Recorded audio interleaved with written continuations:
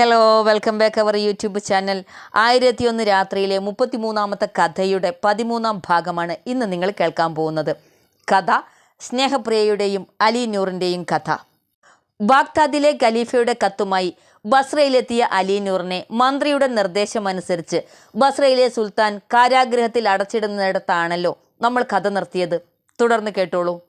അലിയെ കാരാഗൃഹത്തിൽ അടച്ചതിൻ്റെ 40ാം ദിവസം ഖലീഫയുടെ ഒരു പാരിതോഷികം ബസ്രയിലെ സുൽത്താന് കിട്ടി. വിലപിടിച്ച ആ സമ്മാനം അയച്ചത് എന്തിനാണെന്ന് ഇബനു സുലൈമാൻ മനസ്സിലായില്ല.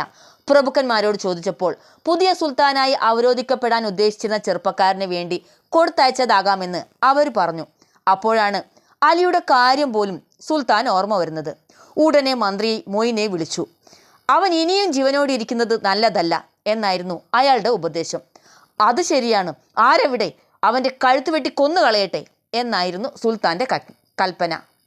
അൽ ഫാദലിൻ്റെ മകൻ അലി നൂറിൻ്റെ വധശിക്ഷ നേരിൽ കാണണമെന്നുള്ളവർ കൊട്ടാരമുറ്റത്ത് ഹാജരാകണം എന്ന വിളംബരം രാജകിങ്കരന്മാർ നാൽക്കവലകളിൽ വിളിച്ചു പറഞ്ഞു. അത് കേട്ട് കൊച്ചു കുട്ടികൾ പോലും പൊട്ടിക്കരഞ്ഞു. ചിലർ വധശിക്ഷ നേരിൽ കാണാൻ വന്നു. വളരെ പേർ കാരാഗൃഹ കവാടത്തിൽ നിന്ന് കൊലമരത്തിലേക്കുള്ള ദൂരം എത്രയും അലിയുടെ പിന്നാലെ നടന്നു. കുറ്റവാളിയെ ജയിലിൽ നിന്ന് കൊണ്ടുവരാൻ മന്ത്രി മോയിൻ നേരിട്ട് പോയിരുന്നു. 40 ദിവസം മുമ്പ് നിന്നെ ഏൽപ്പിച്ച ആ ആഭാസനെ ഇങ്ങ് കൊണ്ടുവാ എന്ന് അദ്ദേഹം ആജ്ഞാപിച്ചു.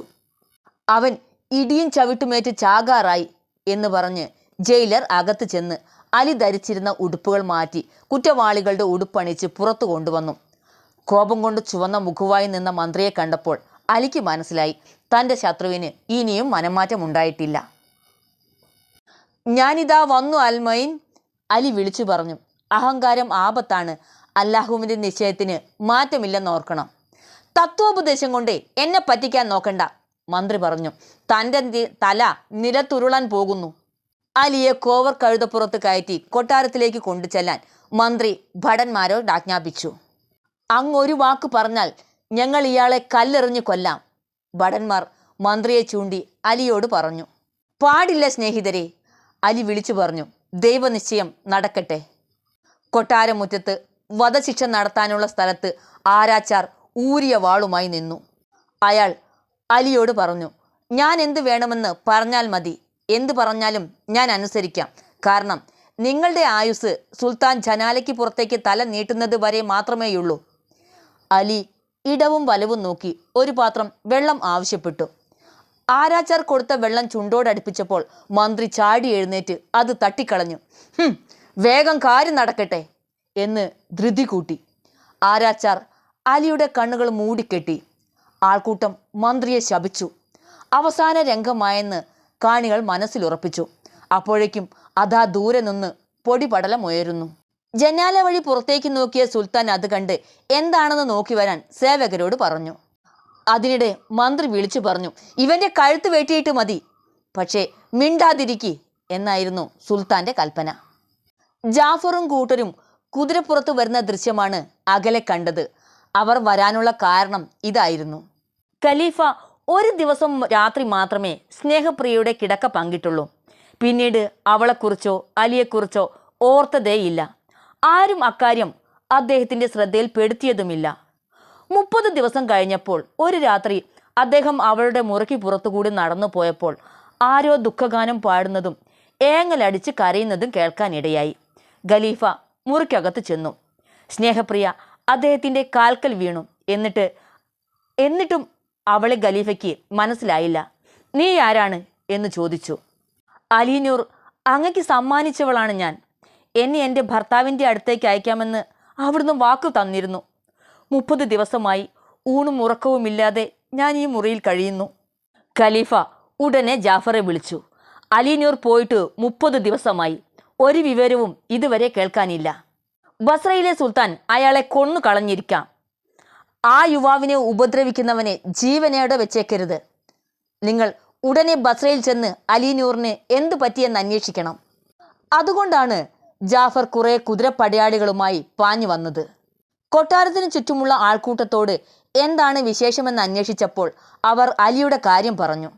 ജാഫർ സുൽത്താൻ്റെ മുന്നിലെത്തി. എവിടെ അലി നൂർ? അദ്ദേഹത്തെ ഉപദ്രവിച്ചവരെ കൊന്നു കളയണമെന്നാണ് ഖലീഫയുടെ കൽപ്പന എന്ന് പറഞ്ഞു. അലിയെ കഴുമൊര ചോട്ടിൽ നിന്ന് ഇറക്കിക്കൊണ്ടുവന്നു. ജാഫറുടെ ആജ്ഞപ്രകാരം ബസ്രയിലെ സുൽത്താനും മന്ത്രി മോയിനും ബന്ധനസ്ഥരാക്കപ്പെട്ടു. അലിനൂർ ബസ്രയിലെ സുൽത്താനായി അധികാരമേറ്റ് മുഹമ്മദ് അൽ സൈനിയുടെ സിംഹാസനത്തിലിരുന്നു. സിംഹാസനാരോഹണത്തോടനുബന്ധിച്ച് 3 ദിവസത്തെ ആഘോഷമുണ്ടായിരുന്നു. 4-ാം ദിവസം അലിയും ജാഫറും ഖലീഫയെ കാണാൻ ബാഗ്ദാദിലേക്ക് പുറപ്പെട്ടു. പഴയ സുൽത്താനും മന്ത്രി മോയിനും കനത്ത കാവലിൽ അവരോടൊപ്പം പോയി. ഖലീഫ അലിയെ സ്നേഹത്തോടെ സ്വീകരിച്ചു. മോയിൻ്റെ ചതിയെക്കുറിച്ച് ജാഫർ പറഞ്ഞു കേട്ടപ്പോൾ ഖലീഫ തൻ്റെ വാൾ അലിക്ക് കൊടുത്തിട്ട് പറഞ്ഞു, ഇതുകൊണ്ട് നിന്റെ ശത്രുവിൻ്റെ കഥ കഴിക്കണം. അലി മോയിനെ സമീപിച്ചപ്പോൾ ആ ദുഷ്ടൻ ചോദിച്ചു, അലി, എൻ്റെ സ്വഭാവത്തിനനുസരിച്ച് ഞാൻ നിന്നോട്ട് പെരുമാറി. അതുപോലെ എന്നോടുള്ള നിന്റെ പെരുമാറ്റം നിന്റെ സ്വഭാവത്തിനനുസരിച്ചാകട്ടെ. അത് കേട്ട് വാൾ താഴെയിട്ട് അലി ഖലീഫയോട് പറഞ്ഞു, വിശ്വാസികളുടെ രാജകുമാര, ഇയാൾ എന്നെ നിരായുധനാക്കി കളഞ്ഞു. ഖലീഫ അംഗരക്ഷകൻ മസൂറിനെ വിളിച്ചു. മസൂർ ഒറ്റ വെട്ടിന് അൽ മോയിൻ്റെ കഥ കഴിച്ചു. ആവശ്യമുള്ളത് എന്തും ചോദിച്ചു കൊള്ളാൻ ഖലീഫ അലിക്ക് അനുവാദം കൊടുത്തു. അപ്പോൾ ആ യുവാവ് പറഞ്ഞു, എനിക്ക് രാജ്യവും വേണ്ട, ബസ്രയിലെ സിംഹാസനവും ആവശ്യമില്ല. ഇനിയുള്ള കാലം അങ്ങയുടെ സമീപത്ത് കഴിയാൻ എന്നെ അനുവദിച്ചാൽ മാത്രം മതി. ഖലീഫയ്ക്ക് സന്തോഷമായി. സ്നേഹപ്രിയയെ അയാൾക്ക് തിരിച്ചു കൊടുത്തു. 2 പേർക്കും താമസിക്കാൻ ബാഗ്ദാദിലെ ഒരു വലിയ കൊട്ടാരവും മറ്റ് സാധനങ്ങളും സമ്മാനമായി നൽകി. ഒപ്പം പൊതു ഖജനാവിൽ നിന്ന് അടുത്തുൺ അനുവാദവും കൊടുത്തു.